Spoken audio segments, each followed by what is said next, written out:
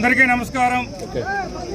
ఆంధ్రప్రదేశ్ రాష్ట్రంలోని 175 నియోజకవర్గంలో కూడా ఈరోజు చంద్రబాబు నాయుడు వెన్నుపోటుకు 2 ఏళ్లు కార్యక్రమం నిరసన ర్యాలీ నిర్వహిస్తున్నాం.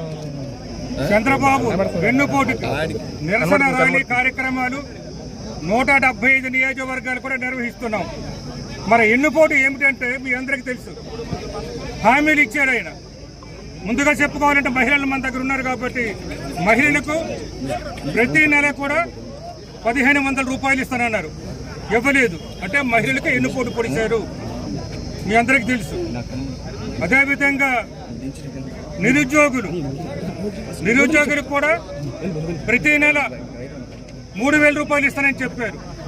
ఒక్కడికి కూడా ఇవ్వలేదు అంటే నిరుద్యోగులందరికీ కూడా వెన్నుపోటు పొడిచారు. సుమారు 1 కోటి మందికి పైగా నిరుద్యోగులు ఉన్నారు.